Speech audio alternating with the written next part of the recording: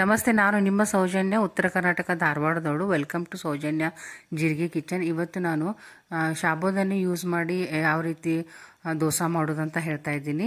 ಇಲ್ಲಿ ನಾನು ಸುಮಾರು 1 ಗ್ಲಾಸ್ನಷ್ಟು ನೆನೆಸಿದ ವೆಟ್ ಸಾಬೂದಾನ ತೆಗೆದುಕೊಂಡಿದ್ದೀನಿ.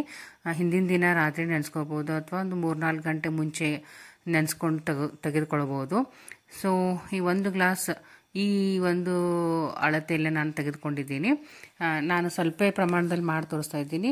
ಈಗ ನೀವು ಭಾಳ ಪ್ರಮಾಣ ಬೇಕಿದ್ರೆ ಭಾಳ ತೊಗೋಬೋದು. ಈಗ ಅದಕ್ಕೆ ಅರ್ಧ ಗ್ಲಾಸ್ನಷ್ಟು ನಾನು ಬಾಂಬೆ ರವಾನು ಅದನ್ನು ಸಹ ನೆನೆಸ್ಕೊಂಡಿದ್ದೀನಿ. ನೋಡಿ, ಅದು ನೆನೆದಾದ್ಮೇಲೆ ಯಾವ ರೀತಿ ಗಟ್ಟಿಯಾಗಿ ಬರ್ತದೆ. ಸೊ ಇಲ್ಲಿ 1 ಗ್ಲಾಸ್ನಷ್ಟು ಸಾಬೂದಾನ, ಅರ್ಧ ಗ್ಲಾಸ್ನಷ್ಟು ರವಾ ಹಾಗೂ ಒಂದು ದೊಡ್ಡ ಬಟ್ಲನಷ್ಟು ಫ್ರೆಶ್ ಆಗಿರುವ ಮೊಸರನ್ನು ತೆಗೆದುಕೊಂಡಿದ್ದೀನಿ. 1 ಕಪ್ ಆಫ್ ಕರ್ಡ್. ಸೊ ಈ 3 ಇಂಗ್ರೀಡಿಯೆಂಟ್ಸನ್ನು ನಾನು ಚೆನ್ನಾಗಿ ಮಿಕ್ಸಿ ಮಾಡ್ಕೊಳ್ತೀನಿ. ದೋಸೆ ಹಿಟ್ಟಿನ ಹದಕ್ಕೆ ಇದನ್ನು ನಾವು ಮಿಕ್ಸಿ ಮಾಡ್ಕೊಳ್ಬೇಕು. ತುಂಬ ಫೈನಾಗಿ ಮಿಕ್ಸಿ ಮಾಡ್ಕೋಬೇಕು, ತರಿಯಾಗಿರಬಾರ್ದು.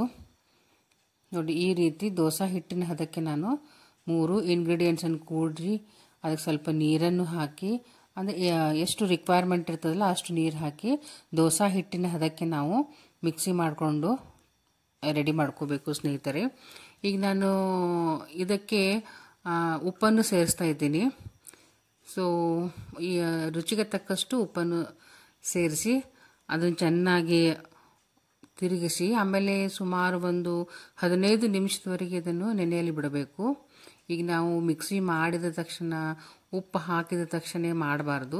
ಒಂದು ಸ್ವಲ್ಪ ನೆನೆದ್ರೆ ದೋಸೆ ಚೆನ್ನಾಗಿ ಬರ್ತದೆ. ಸೊ ಈಗ ನೋಡಿ, ಇದನ್ನು ಉಪ್ಪು ಹಾಕಿ ಚೆನ್ನಾಗಿ ಕಲಸಿ ಒಂದು 10 to 15 ಮಿನಿಟ್ಸ್ ಅದನ್ನು ರೆಸ್ಟ್ ಮಾಡಲು ಬಿಡಬೇಕು.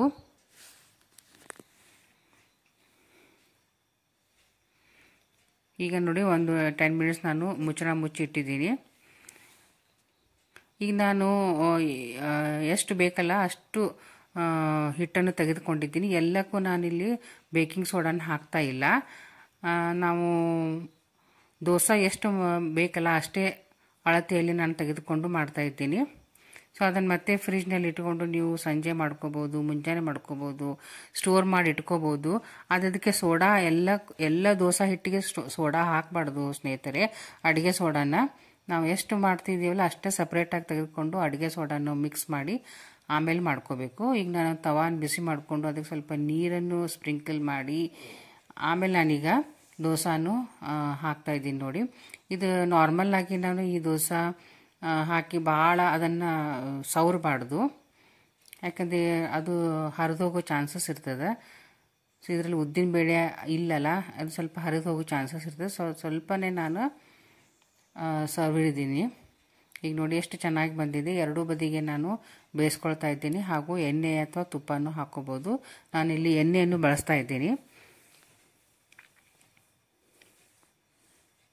ನೀವು ಒಂದ್ಸಲ ಈ ರೀತಿ ಟ್ರೈ ಮಾಡಿ ನೋಡಿ, ಯಾವ ರೀತಿ ಬಂದಿದೆ ಅಂತ ನಂಗೆ ಕಮೆಂಟ್ ಮಾಡಿ ಹೇಳಿ ಸ್ನೇಹಿತರೆ. ಒಂದೇ ರೀತಿ ದೋಸೆ ತಿಂದು ಬೇಜಾರಾದಾಗ ಈ ರೀತಿ ಸ್ವಲ್ಪ ಡಿಫ್ರೆಂಟಾಗಿ ಮಾಡಿ ತಿನ್ನೋದ್ರಿಂದ ಖುಷಿ ಅನ್ನಿಸ್ತದೆ. ನಾಲ್ಗೆಗೂ ಖುಷಿ, ಮನಸ್ಸಿಗೂ ಖುಷಿ, ಮತ್ತು ಡಿಫ್ರೆಂಟಾಗಿ ಏನೋ ಒಂದು ಟ್ರೈ ಮಾಡ್ತಾ ಇದ್ದು ಒಂದು ನೆಮ್ಮದಿ. ನೋಡಿ ಸ್ನೇಹಿತರೆ, ಎಷ್ಟು ಕ್ವಿಕ್ಕಾಗಿ ಈಸಿಯಾಗಿ ರುಚಿಕರವಾದ ದೋಸೆ ರೆಡಿ ಆಯಿತು ತಿನ್ನಲಿಕ್ಕೆ. ಸೊ ನಾನು ಇನ್ನೊಂದು ದೋಸೆ ಮಾಡಿ ತೋರಿಸ್ತೀನಿ. ಈಗ ನಾವು ದೋಸೆ ಹಾಕ್ತಿರ್ತೀವಲ್ಲ, ಈಗ ಮಾಮೂಲು ದೋಸೆ ನಾವು ಚೆನ್ನಾಗಿ ಅದನ್ನು ಉಜ್ಜುತ್ತೀವಿ, ಬಟ್ ಇದು ಅಷ್ಟು ಜೋರಾಗಿ ಉಜ್ಜಬಾರ್ದು. ಈಗ ನಾನು ನಾರ್ಮಲ್ಲಾಗಿ ತೋರಿಸ್ತಾ ಇದ್ದೀನಿ. ನೋಡಿ, ಇದನ್ನು ನೋಡಿ, ಇಷ್ಟು ಹಗುರವಾಗಿ ಇದನ್ನು ಸ್ಪ್ರೆಡ್ ಮಾಡಬೇಕು. ನೀವು ಜೋರಾಗಿ ಸ್ಪ್ರೆಡ್ ಮಾಡೋಕ್ಕೆ ಹೋದರೆ ಅದು ಹರಿದೋಗೋ ಚಾನ್ಸಸ್ ಇರ್ತದೆ. ಸೊ ನಾನು ಫಸ್ಟ್ ದೋಸೆ ಮಾಡಿ ತೋರಿಸ್ನಲ್ಲ, ಅದು ಅಷ್ಟೊಂದು ಉಜ್ಜಲಿಲ್ಲ. ಈಗ ನೋಡಿ, ಸ್ವಲ್ಪ ಸಾಫ್ಟಾಗಿ ಉಜ್ಜಿ ಮಾಡಿ ತೋರಿಸ್ತಾ ಇದ್ದೀನಿ. ಎಷ್ಟು ಚೆನ್ನಾಗಿ ತೂತಾಗಿ ಬಂದಿದೆ ನೋಡಿ. ಇದನ್ನೇನು ಒಂದು ರಾತ್ರಿ ಎಲ್ಲ ನೆನೆಸ್ಬೇಕಾಗಿಲ್ಲ. ಆಮೇಲೆ ಇದಕ್ಕೆ ಉದ್ದಿನ ಬೇಳೆನೂ ಬೇಡ, ಅಕ್ಕಿನೂ ಬೇಡ. ಕ್ವಿಕ್ಕಾಗಿ ಈಸಿಯಾಗಿ ಮಾಡುವಂಥ ಒಂದು ದೋಸೆ ಅಂತ ಹೇಳ್ಬೋದು ಸ್ನೇಹಿತರೆ. ಇದು ಸ್ವಲ್ಪ ನಾನು ಲೋ ಫ್ಲೇಮ್ದಲ್ಲಿನೇ ಇಟ್ಟು ಮಾಡ್ತಾ ಇದ್ದೀನಿ. ಈಗ ಫ್ಲಿಪ್ ಮಾಡಿದ ಮೇಲೆ ಅದನ್ನು ಸ್ವಲ್ಪ ಈ ರೀತಿ ಬೇಯಿಸ್ಕೋಬೇಕಾಗ್ತದೆ, ಇಲ್ಲದ ಹಸಿ ಬರ್ತದೆ ಸ್ನೇಹಿತರೆ.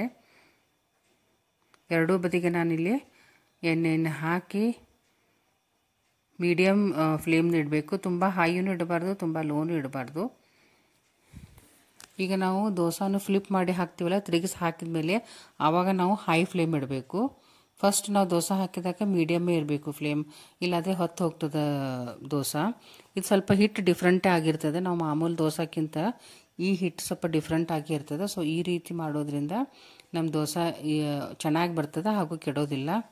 ನೋಡಿ, ಇದು ಸೆಕೆಂಡ್ ರೀತಿ ನಾನು ಮಾಡಿ ತೋರಿಸಿದೆ. ಈಗ ಥರ್ಡ್ ನಾನು ಸ್ವಲ್ಪ ದಿಪ್ಪಾಗಿ ಮಾಡಿ ತೋರಿಸ್ತೀನಿ. ಇದು ಸಹ ತುಂಬ ಟೇಸ್ಟಿಯಾಗಿ ಬರ್ತದೆ ಮತ್ತು ಈಸಿಯಾಗಿಯೂ ಎದ್ದು ಬರ್ತದೆ ಇದು. ಈಗ ನಾನು ದೋಸೆ ಹಿಟ್ಟನ್ನು ಹಾಕಿದ ಮೇಲೆ ಅದನ್ನು ಜಾಸ್ತಿ ಉಜ್ಜೋದಿಲ್ಲ. ನೋಡಿ, ಇಷ್ಟೇ ಸುಮ್ಮನೆ ಸ್ಪ್ರೆಡ್ ಮಾಡ್ತೀನಿ ನಾನು. ಸ್ವಲ್ಪ ದಿಪ್ಪಾಗಿ ಬರ್ತದೆ ಸ್ನೇಹಿತರೆ ಇದು.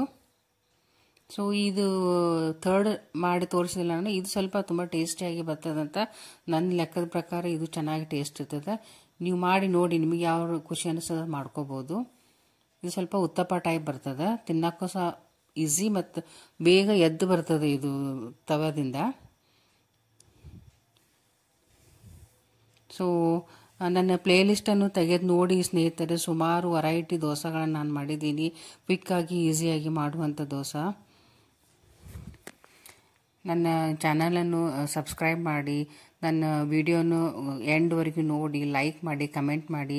ನಿಮ್ಮ ಒಂದು ಲೈಕ್ ನನಗೆ ತುಂಬ ಸಪೋರ್ಟಿವ್ ಆಗಿರ್ತದೆ ಅಂತ ನಾನು ರಿಕ್ವೆಸ್ಟ್ ಮಾಡ್ಕೊಳ್ತಾ ಇದ್ದೀನಿ. ಸೊ ಈಗ ನೋಡಿ, 3 ಟೈಪ್ ನಾನು ಮಾಡಿ ತೋರಿಸಿದೆ ನಿಮಗೆ ಈ ಹಿಟ್ಟಿನಲ್ಲಿ. ಅಂದರೆ ಒಂದು ದಿಪ್ಪಾಗಿ, ಒಂದು ನಾರ್ಮಲ್ ಆಗಿ, ಒಂದು ಸ್ವಲ್ಪ ತೆಳುವಾಗಿ. ಸೊ ತುಂಬ ಕ್ವಿಕ್ಕಾಗಿ, ಈಸಿಯಾಗಿ, ಹೆಲ್ದಿಯಾಗಿರುವ ಟೇಸ್ಟಿ ದೋಸೆ ರೆಡಿ ಆಯಿತು. ಇದನ್ನು ಕಾಯಿ ಚಟ್ನಿಯೊಂದಿಗೆ ನಾನು ಸರ್ವ್ ಮಾಡಿದ್ದೀನಿ. ನೀವು ಒಂದ್ಸಲ ಟ್ರೈ ಮಾಡಿ ನನಗೆ ಇದರ ರಿಸಲ್ಟ್ ಏನಂತ ಹೇಳಿ ಸ್ನೇಹಿತರೆ. ಸೊ ಮತ್ತೆ ನಾನು ನಿಮಗೆ ಒಂದು ಹೊಸ ರೆಸಿಪಿಯೊಂದಿಗೆ ಭೇಟಿ ಆಗುತ್ತೇನೆ. ನೋಡಿ, ಎಷ್ಟು ಚೆನ್ನಾಗಿ ಸಾಫ್ಟಾಗಿ ಬಂದಿದೆ.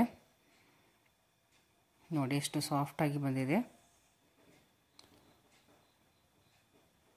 ಮತ್ತೆ ಒಂದು ಹೊಸ ರೆಸಿಪಿಯೊಂದಿಗೆ ನಿಮ್ಮನ್ನು ಭೇಟಿ ಆಗುತ್ತೇನೆ ಸ್ನೇಹಿತರೆ. Until then bye, see you.